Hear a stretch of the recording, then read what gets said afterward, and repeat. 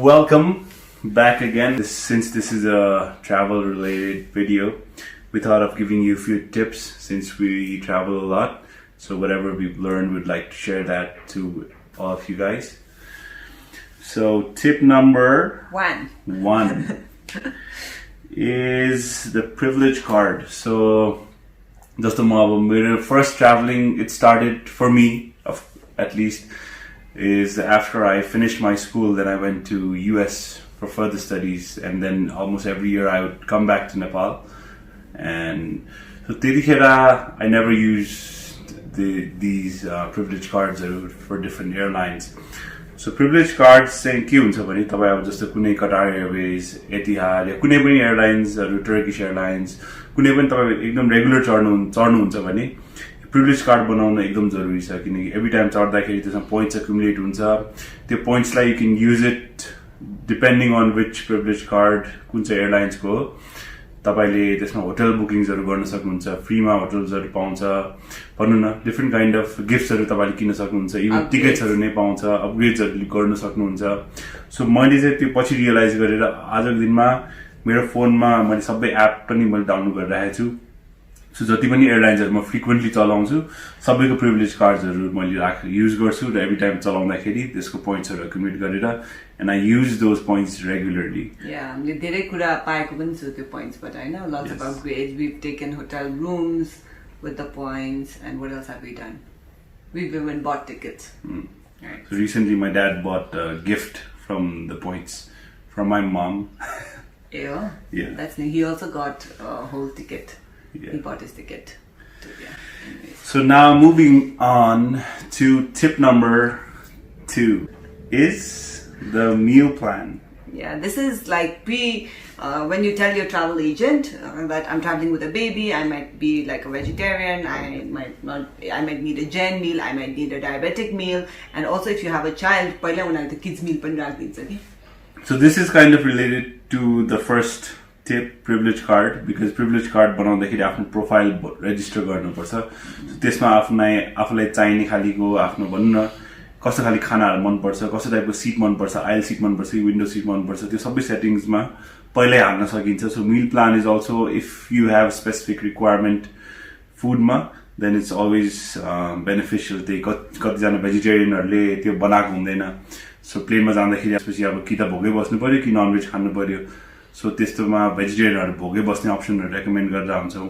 कोही डायबेटिक छ भने उले डायबेटिक अप्सन हालेको छैन भने भन्नु न नन डायबेटिक फूडहरु पनि पाउँछ, या र डायबेटिकहरुलाई रेगुलर इफ त्यो अप्सन सेलेक्ट गरेको छ भने you get frequent meals.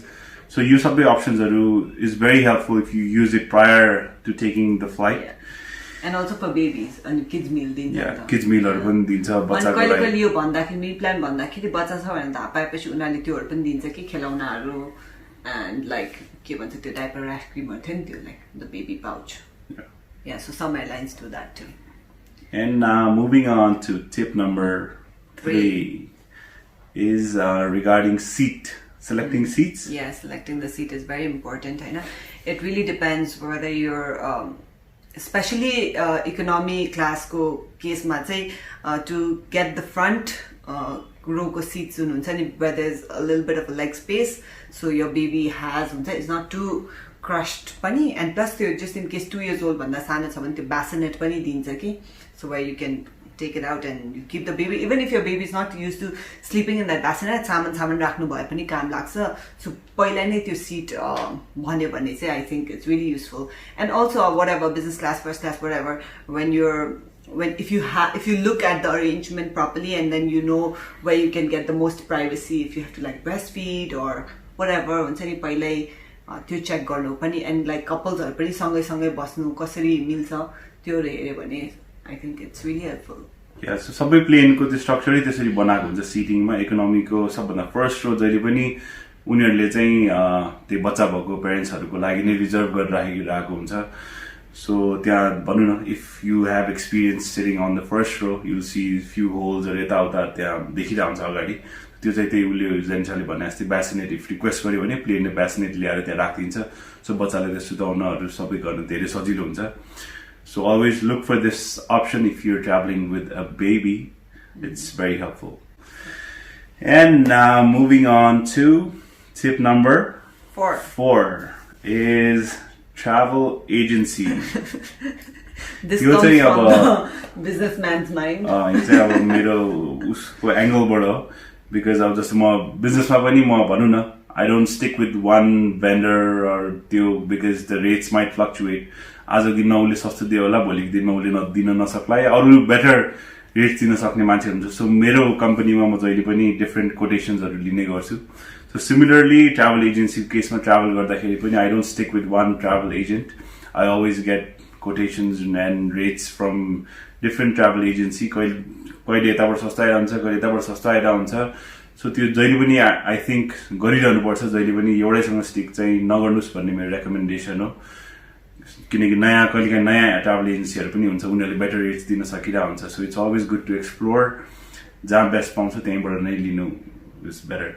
And also your case ma certain travel agencies have certain tie-ups with the airlines directly ke so कुनै agency ले एतिहादको राम्रो प्राइस दिन सक्छ भने अरू एजेन्सीहरूले चाहिँ थाई एयरलाइन्स सँग हुन्छ fly Dubai or whatever Dubai तिर जाने मिडल इस्टर्न कन्ट्रीजहरुको लागि certain एजेन्सीहरूले पाएको हुन्छ so they have reserved seats beforehand so if you try and get your ticket options from a wide range of agencies you know certain agencies can give you good discounts certain agencies also have the ability to give you an upgrade because they have such good relationship with the airlines itself so do try at least 5 agencies before buying a ticket. I don't know. Next is our tip number 5. 5, okay. Is the flight timings.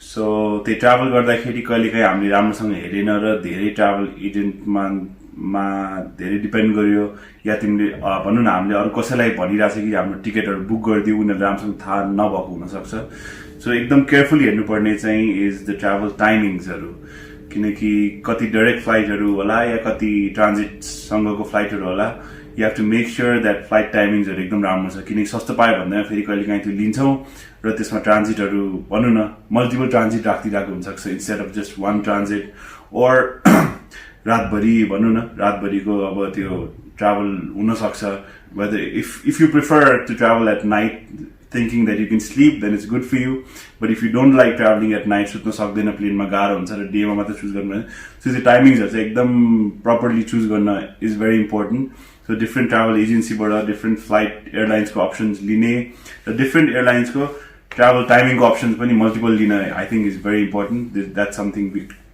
We always do So that's especially with a baby if you can find timings around baby ko nap time अथवा baby सुत्ने time यति travel गरेन यो टाइममा सुत्यो यति 2 घण्टा या 3 घण्टा यो टाइममा सुत्यो भने हामीलाई सजिलो हुन्छ जस्तो लाग्यो भने please go for it because a well rested baby is an easy travel companion if not cranky हुन्छ फ्लाइटमा रुन्छ अरूलाई पनि डिस्टर्ब आफूलाई पनि गाह्रो होइन so timing is very important म पर्सन चाहिँ रातिको फ्लाइट त्यति युजली प्रिफर गर्दिनँ किनकि मलाई चाहिँ प्लेनमा सुत्न अलिकति गाह्रो लाग्छ सो रातभरि भनौँ न प्लेनमा सुत्न सकेको छैन र त्यहाँ डेस्टिनेसनमा इफ बिहान पुगिरहेको छु भने मेरो त्यो होल डे नै फेरि वेस्ट हुन्छ बिकज मेरो त्यो भनौँ न बडी एक्टिभ हुँदैन मलाई सुत्नु मन लागिरहेको हुन्छ सो त्यही भएर म चाहिँ पर्सनली सकेसम्म रातिको फ्लाइट्सहरू प्रिफर गर्दिनँ डे टाइमको फ्लाइट्सहरू नै प्रिफर गर्छु and now moving on to tip number 6 is special line. I don't know what that is.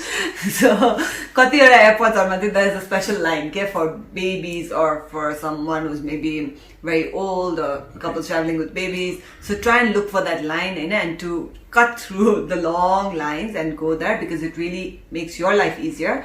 And कतिजना त बोलिहाल्छ यदि छैन त्यो लाइन भए पनि please go and request I'm traveling with a baby, can I come in front? Because the more time you spend यस्तो uselessly हुन्छ नि उब्ने उसले गर्ने बेबी झन् क्राङ्की हुन्छ बच्चासँग ट्राभल गर्दा I think this is very important यो चाहिँ नेपालमा चाहिँ हामीले देखिरहेको छैन so I would like to request नेपालको एयरपोर्ट भनौँ न उहाँ कि यो बच्चाहरूसँग ट्राभल गरिरहेको पेरेन्ट्सहरू उनीहरूको लागि चाहिँ प्रिभिलेज लाइन या केही भनौँ न अगाडि राख्ने अप्सन हुनुपर्छ यो नेपालमा मात्रै किनकि यो विदेशमा हरेक एयरपोर्टमा त्यस्तो अप्सन मोस्ट अफ द सबै कन्ट्रिजमा यो अप्सन छ किनकि अब प्रेग्नेन्ट छ भने त्यो धेरै बेर उभिन सक्दैन सो उनीहरूलाई अगाडि र चाँडो प्रोसेस गर्न इमिग्रेसनहरूमा इज भेरी इम्पोर्टेन्ट सो त्यही भएर this is also very important if you are pregnant or traveling with a baby you can भन्नु न request.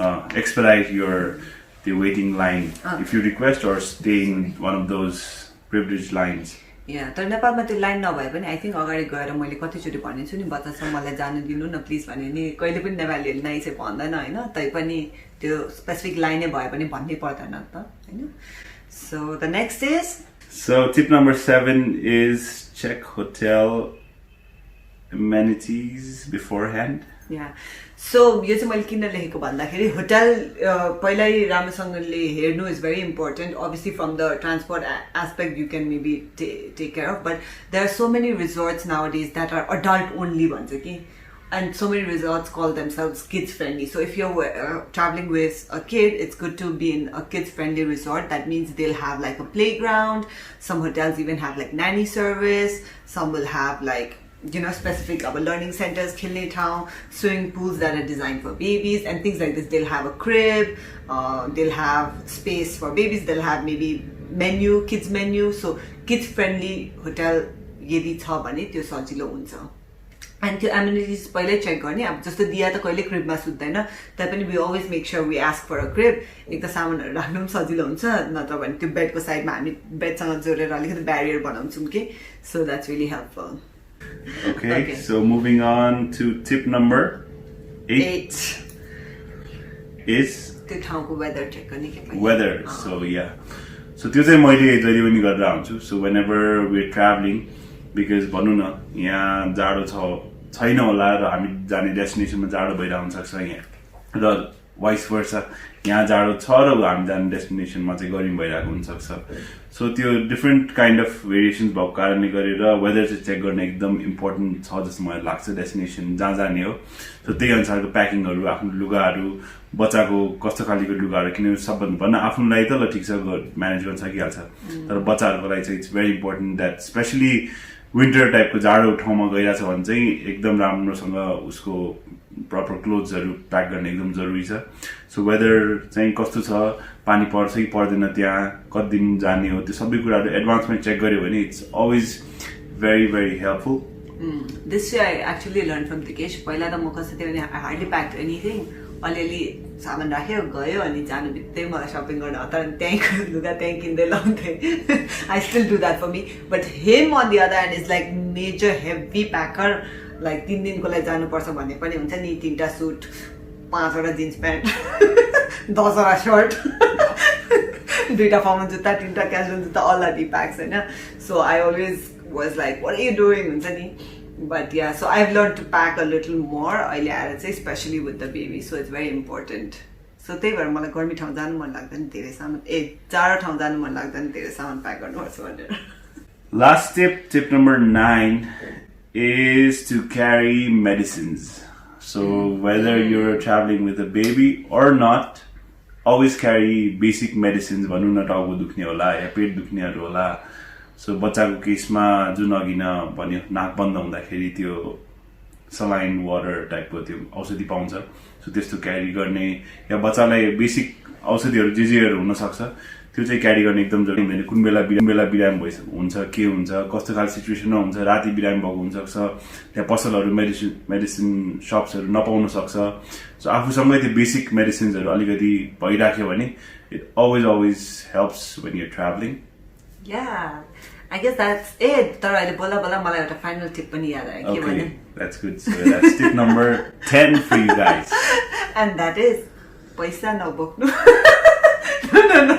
I mean, carry like half cash and half maybe in a card or something, like a travel card or something. Because the last trip that went, that I if some of you have watched the vlog, I actually left my full bag full of cash in the aircraft itself and I was so nervous and it was so scary for me but finally we found it card भएको भए better हुन्थ्यो नि त अलिक safe हुन्थ्यो नि त पैसा what do you have to say to that I think it's good किनकि ट्राभल कार्डहरू बनाउने अप्सन्स यहीँ छ सो सबै जति पनि क्यास पाउँछ ट्राभल गर्दाखेरि त्यो सबै क्यासमै नराखिकन ट्राभल कार्ड हाफ गरेर चलाउन सकिन्छ क्यास मात्र भन्ने त भनौँ न अब it's your choice basically how you handle the money I'm very good with handling money, whereas she's not.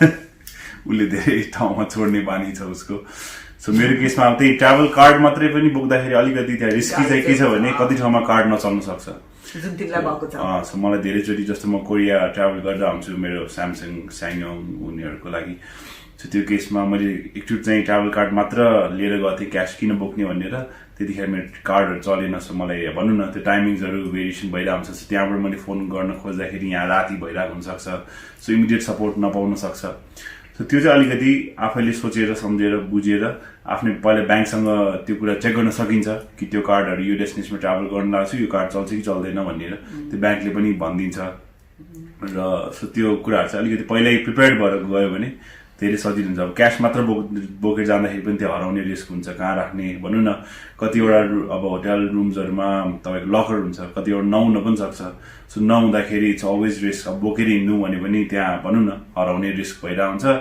अब रुममा राख्यो भने पनि still it's I think it's risky अब लकर हामीले सुटकेस लक त गरेर जान्छौँ तर तैपनि स्टिल इट्स रिस्की लकर छैन भने सो त्यही भएर कार्ड र क्यास दुइटैको भेरिएसनमा बोक्न I think it's very important So that was my final tip.